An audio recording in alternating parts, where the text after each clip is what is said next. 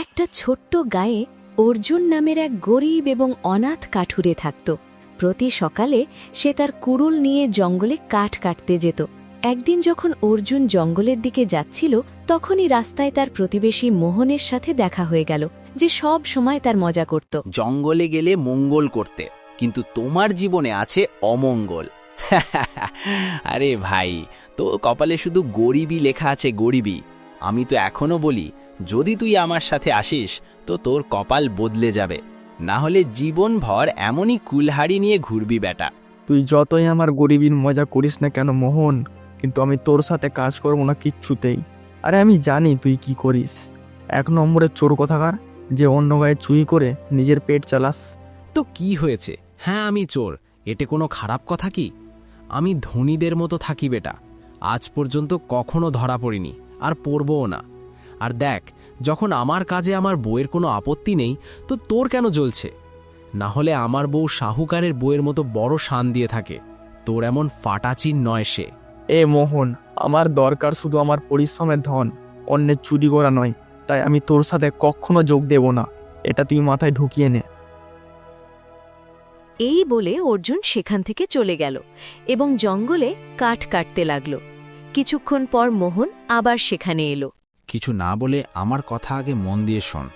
দেখ, আমি তোর কাছে শেষবার এসেছি, এরপর আমি আসব না। ভেবে নে, এখনো তোর বিয়ে হয়নি, কারণ তুই খুব গরিব। গায়ে কোনো বাপ নেই যে তোকে তার মেয়ে দেবে। আরে কোনো মেয়ে তোর সাথে বিয়ে করতে চায় না, এতটা ফাটাচি তুই। তোর কোনো বন্ধুও নেই, কারণ গরিবদের সাথে কেউ বন্ধুত্ব করে না। এখন বল, তোর কি হইসিয়াত? আরে মোহন, যদি আমাকে সারা জীবন একা কাটাতে হয় তাও আমি কাটাতে প্রস্তুত, কিন্তু আমি আমার ইমানদারি কখনো বিক্রি করব না। আমি পরিশ্রম এবং সততা দিয়েই কাজ করব, চুরি করব না। মোহন রেগে সেখান থেকে চলে গেল।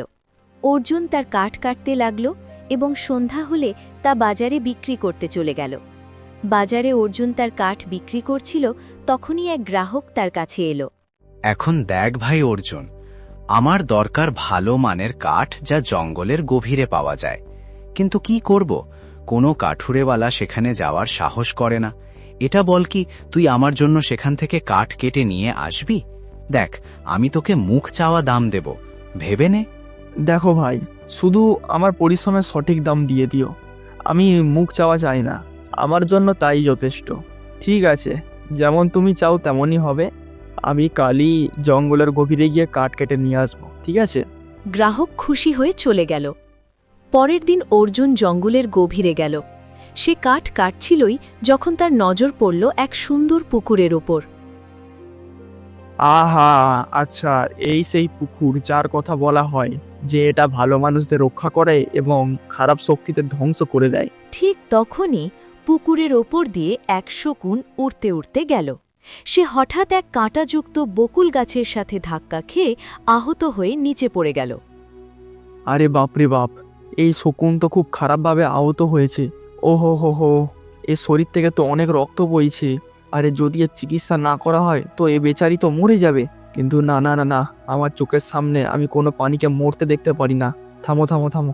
অর্জুন আহত শকুনকে তুলে নিল এবং তার গায়ের দিকে চলতে শুরু করল। গায়ে সীমান্তে পৌঁছতেই প্রধানের সাথে দেখা হয়ে গেল। আরে অর্জুন, আরে ভাই, এ তোর হাতে আহত শকুন কি করছে? আরে একবার দেখ তো সঠিক, তোর পুরো হাত রক্তে লাল হয়ে গেছে। কি চক্কর এটা? প্রধানজি, ব্যাপারটা এই যে এই শকুনটি জঙ্গলের পবিত্র পুকুরের কাছে বকুল গাছের সাথে ধাক্কা খেয়েছিল। আমি দেখলাম এবং তুলে নিয়ে এলাম যাতে চিকিৎসা করতে পারি। আরে আরে, ও তো পবিত্র পুকুর। কি জানে কি ধরনের শকুন, কি জানি এ কোন রাক্ষসী বা পিশাচিনী হয়তো। এ ভাইয়া, তুই এটাকে ছেড়ে দে, আরে মরে যেতে দে। হ্যাঁ, ছাড় এটাকে। কি? না না না প্রধানজি, আমি মানি যে ও পবিত্র পুকুর, কিন্তু আমি আমার চোখে দেখেছি এই শকুন শুধু বকুল গাছের সাথে ধাক্কা খেয়েছে। আমি মানি না যে ও কোনো রাক্ষসী বা পিশাচিনী হবে। না না না না। এই বলে অর্জুন আহত শকুনকে তার বাড়িতে নিয়ে এলো এবং তার সেবা করতে লাগল। কয়েকদিনের মধ্যে শকুন সুস্থ হয়ে গেল। একদিন যখন অর্জুন কাঠ কাটতে যাচ্ছিল, তখন সেই শকুন উড়তে উড়তে এসে তার কাঁধে বসে গেল। এখন ভালো লাগছে? একদম সুস্থ হয়ে গেছো। চল তোকে তো জঙ্গলে ছেড়ে দিই, চল। রাস্তায় মোহনের সাথে আবার দেখা হয়ে গেল। ওহো, হাতে কুলহাড়ি, কাঁধে শকুন, কোথায় যাচ্ছিস ফাটাচি? এখন কোনো মানুষ তোর সাথে বন্ধুত্ব করে না, এখন শকুন কাক আর শকুন তোর বন্ধু হয়ে গেছে, তাই না? এটা বলে মোহন হেসে চলে গেল। অর্জুন তার কথায় মনোযোগ না দিয়ে শান্ত মনে জঙ্গলের দিকে এগিয়ে গেল। অর্জুন জঙ্গলে কাঠ কাটতে লাগল। তখনই সেই শকুন একপাশে বসে তাকে দেখতে লাগল। হঠাৎ শকুন মানুষের কণ্ঠে অর্জুনকে বলল, তোর গায়ে তোর অনেক মজা করা হয়, তুই গাঁওয়ালাদের কিছু বলিস না কেন? এটা শুনে অর্জুন চমকে উঠল এবং ভয় বলল, আরে বাপরে, হে ভগবান, এটা তুমি মানুষের কণ্ঠে কথা বলছো? এর মানে প্রধানজি ঠিক বলেছিলেন। তাহলে তুমি নিশ্চয় কোনো রাক্ষসী বা পিশাচিনী, তাই না? আমি একদম ঠিক বলেছি? না, আমি কোনো রাক্ষসী না এবং না পিশাচিনী। না তো তাহলে তুমি কে? শকুন, আমাকে বলো কে তুমি? বুঝে নে যে আমি এক মায়াবী চিল এবং আমি এর থেকে বেশি তোকে বলতে পারবো না, কিন্তু একটা কাজ করতে পারি। কোন কাজ শকুন? আমি তোর সাহায্য করেছি, যদি আমি না থাকতাম তোকে কে বাঁচিয়ে নিয়ে আসতো বল? এটা শুনে শকুন চমকে উঠল এবং গম্ভীর স্বরে বলল, তুই আমার সাহায্য করেছিস, এখন আমি তোর সাহায্য করব। চল আমার সাথে। কোথায় যাব কিছু তো বলো। আমি জঙ্গলে এমন এক গুহা জানি যার ভেতরে অমূল্য ধনরত্ন আছে, তা পেয়ে তুই খুব ধনী হয়ে যাবি। এই বলে শকুন জঙ্গলের গভীরে উড়তে লাগল এবং অর্জুন তার পিছনে চলে পড়ল। অনেকক্ষণ পর শকুন এক গুহার ভিতরে প্রবেশ করল। অর্জুন যখন গুহায় গেল তখন খুব চমকে উঠল। গুহার ভিতরে অমূল্য সোনার মুদ্রা, হিরে মুক্তা এবং অগণিত আভরণ পড়েছিল। এসব তোর, নিয়ে যা তুই। অর্জুন খুশি হয়ে গেল। বস এখন, আমি যাই। এই বলে শকুন রঙিন রশ্মির মতো অদৃশ্য হয়ে গেল। অর্জুন সব ধন নিয়ে তার বাড়িতে ফিরে এলো। কয়েকদিনের মধ্যে অর্জুন গায়ের সবচেয়ে ধনী ব্যক্তি হয়ে গেল। তার ভাঙা ঝুপড়ির জায়গার আরোগ্যময় হবেলি গড়ে উঠল। হবেলিতে চাকর বাকর এবং সমৃদ্ধি দেখা দিতে লাগল। এই কথা মোহনের পছন্দ হল না। একদিন সে প্রধানের কাছে গেল এবং রেগে বলল, আরে প্রধানজি, প্রধানজি, আমার তো বুঝতে পারছি না, এই ফাটাচি অর্জুন রাতারাতি এত ধনী কিভাবে হয়ে গেল? কিছু সময় আগে তো সে ভাঙা ঝুপড়িতে থাকতো, এখন তার জায়গায় দেখো, ওয়াও ভাই, আরোগ্যময় হবেলি তৈরি হয়েছে। এটা কি চক্কর? প্রধান হেসে বলল, দেখ মোহন, আমরা সবাই জানি তুই সব সময় অর্জুনের মজা করতিস, কিন্তু আমি মানি অর্জুন খারাপ কাজ করতে পারে না। যদি সে ধনী হয়ে গেছে তো গায়ের জন্য ভালো কথা। কালকে যদি কারো বিপদ আসে তো আমার পুরো ভরসা অর্জুন খোলা হাতে সাহায্য করবে। তোর মতো বাজে কাজ করবে না সে। এটা শুনে মোহন রেগে গেল। প্রধান সেখান থেকে চলে গেল। যদি আমি কিছু না করি তো শিগগিরই সব গামালা আমাকে অপমান করবে এবং অর্জুনকে জমিদারের মতো সম্মান দেবে। হ্যাঁ, আমাকে অর্জুনের ওপর নজর রাখতে হবে। আজ রাতে আমি তার হাভেলিতে চুরি করব। ভেবেছিলাম গায়ে কখনো চুরি করব না, কিন্তু এখন তো বাধ্য করতে হবে এবং আমি করব। রাতে অর্জুন গভীর ঘুমে ঘুমিয়ে পড়ল। মোহন চুপি চুপি অর্জুনের হাভেলিতে ঢুকল এবং খোঁজাখুঁজি করতে লাগল। কিছুক্ষণের মধ্যে সে এক ঘরে পৌঁছল যেখানে অনেক বস্তা রাখা ছিল। মোহন যেই এক বস্তা খুলল, তার চোখ অবাক হয়ে ফুলে গেল। সে নিজেকে বলল, হে ভগবান, এই বস্তায় তো সোনার মুদ্রা ভর্তি পড়ে আছে। এর মানে এখানে যত বস্তা আছে সবার মধ্যে সোনার মুদ্রা আছে। ধীরে ধীরে মোহন সব বস্তা খুলে দেয়া এবং বলল, এতেও এসব সবটাতে তো সোনার মুদ্রা, হিরে মুক্তা এবং জুয়েলারির মতো জিনিস ভর্তি পড়ে আছে। আখের অর্জুনের কাছে এত ধন কোথা থেকে এলো? যাই হোক, আমি এই সব ধন আজই চুরি করে নিয়ে যাব এবং সদা আমার বউকে নিয়ে এই গাঁ ছেড়ে চলে যাব এবং অর্জুন আবার গরিব হয়ে যাবে। ফাটাছে কোথাকার। এতটা বলে মোহন উঠে দাঁড়াল, যে পরেরই মুহূর্তে তার চক্কর এলো এবং সে অজ্ঞান হয়ে গেল। কিছুক্ষণ পর মোহনের চোখ খুলল, তখন সে নিজেকে গায়ের সীমান্তে পড়ে থাকতে দেখল। হঠাৎ রঙিন রশ্মির সাথে সেই শকুন প্রকট হল এবং মোহনকে দেখতে লাগল। তার চোখ হঠাৎ লাল হয়ে গেল। হে ভগবান, আমি এটা কোথায় চলে এলাম? আমি তো অর্জুনের হাভেলিতে ছিলাম। হঠাৎ চক্কর এলো, আমি অজ্ঞান হয়ে গেলাম। আর আমি এখানে কিভাবে এলাম? এই শকুন হঠাৎ কিভাবে প্রকট হলো? হে ভগবান, আর এর চোখ লাল কেন? এটা কি হচ্ছে? পরেরই মুহূর্তে শকুনের চোখ থেকে রঙিন রশ্মি বেরিয়ে এলো এবং তা মোহনের শরীরে পড়ল। মোহন খুব চিৎকার করতে লাগল। কিছুক্ষণের মধ্যে তার চিৎকার গায়ের নীরবতায় ছড়িয়ে পড়ল। তার বুক থেকে রক্ত বইতে লাগল। তার মুখ বিকৃত হয়ে গেল এবং সে প্রাণ ত্যাগ করল। মোহন মরতেই শকুন রঙিন রশ্মিতে অদৃশ্য হয়ে গেল। পরের সকালে গায়ের সীমান্তে ভিড় জমে গেল। প্রধান মোহনের লাশ দেখে দাঁড়িয়েছিল। তখনই এক গাঁওয়ালা প্রধানের দিকে তাকিয়ে বলল, হ্যাঁ, এই মোহনের হত্যা কে করেছে প্রধানজি? এখন দেখ এমন কি, মোহনের ব্যাপারে বিখ্যাত ছিল যে সে এক ছোটখাটো চোর, যে অন্য গাঁ থেকে চুরি করে আনত। হয়তো কেউ তার পিছু নিয়ে এখানে এসে তাকে মেরেছে। এখন ভাই, যে খারাপ কাজ করে তার ফলও তেমনই হবে না? সেখানে দাঁড়ানো এক ব্যক্তি ধীরে ধীরে মোহনের লাশের কাছে এলো এবং ভালো করে দেখল। কিন্তু প্রধানজি, দেখুন একটু, এর শরীরে কোনো আঘাতের চিহ্ন নেই, কিন্তু দেখুন তার মুখ এত ভয়ঙ্কর কিভাবে হয়ে গেল।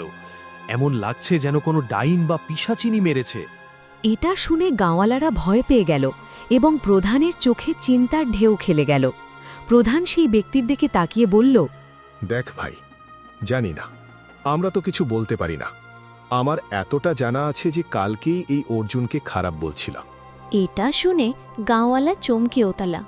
কোথাও এমন তো না যে অর্জুনের হাভেলিতে চুরি করতে গিয়েছিল তো অর্জুনই তাকে মেরেছে? কি বলছেন? তখনই অর্জুন সেখানে এসে পৌঁছল।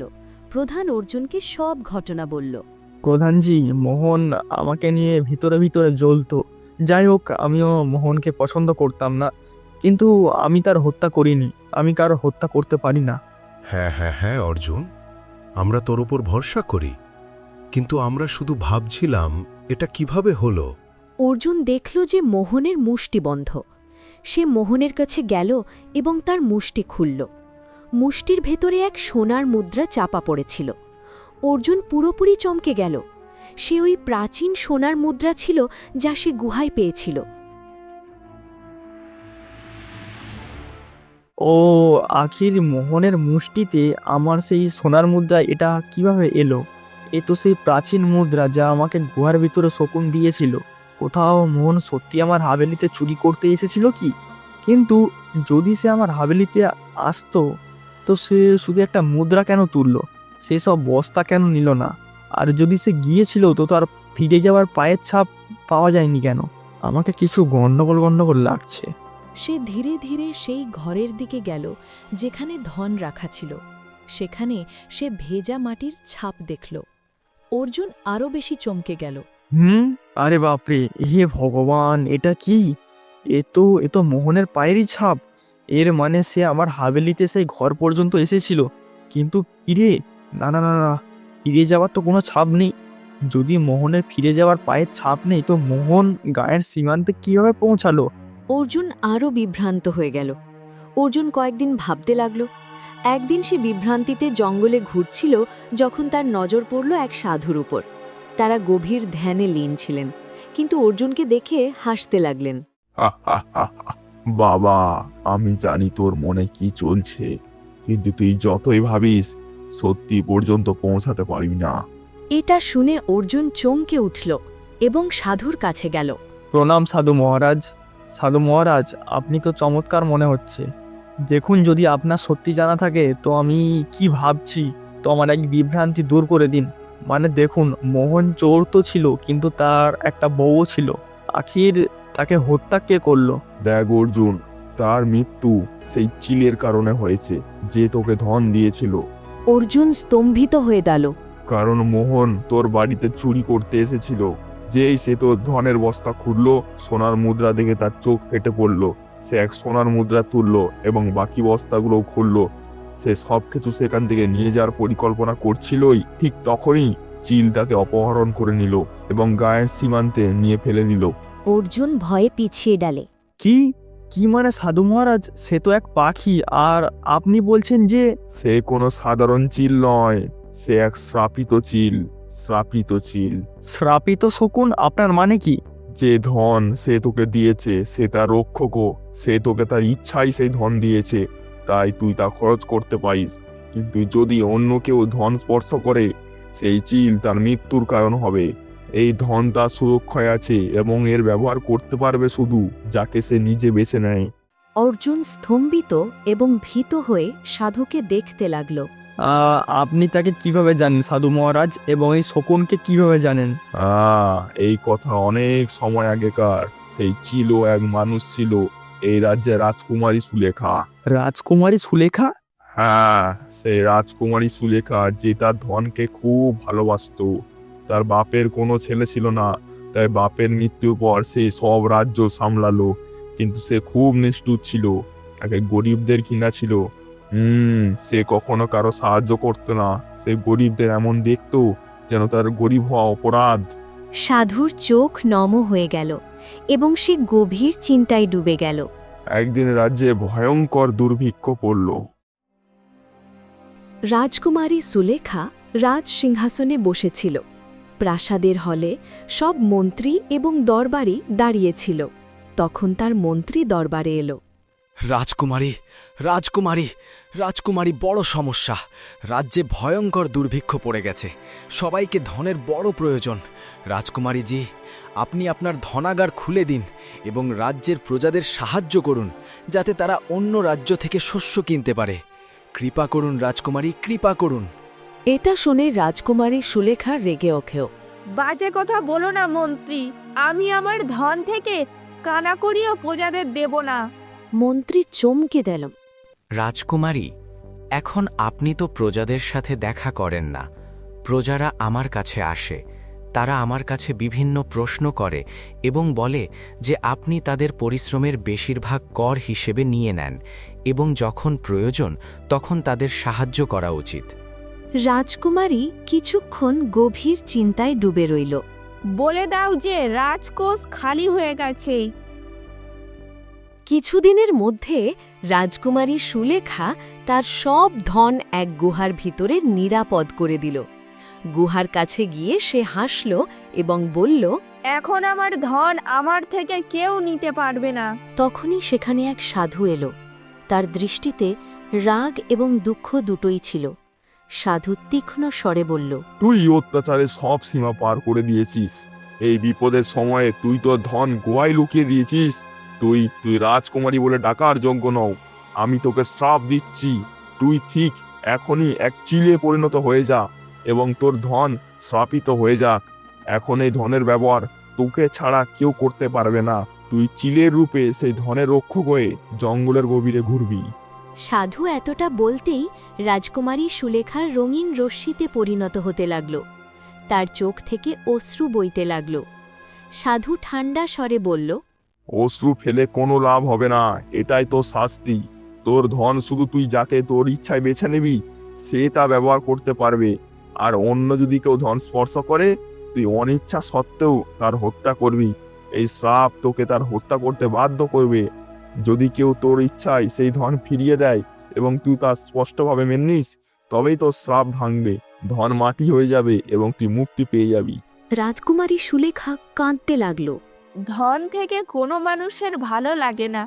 যদি আমি কাউকে সেই ধন আমার ইচ্ছায় দিই এবং সে শ্রাপমুক্ত থাকে, তো সে কেন ফিরিয়ে দেবে? সাধু গম্ভীরভাবে হাসল এবং বলল, এটাই তো শ্রাপ।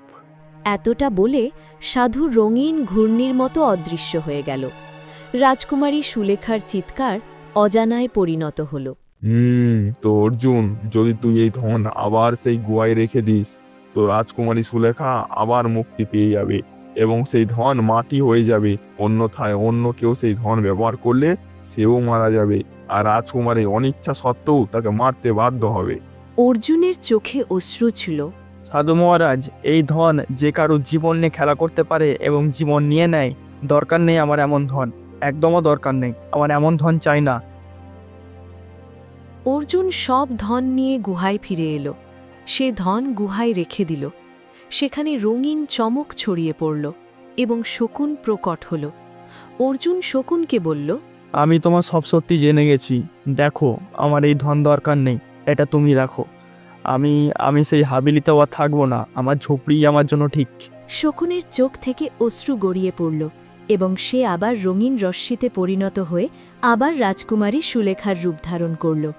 তার আসল রূপে এসে সে গুহার দিকে তাকালো এবং সেই সব ধন মাটি হয়ে গেল। আসলে তুমি আমাকে মুক্তি দিয়েছো।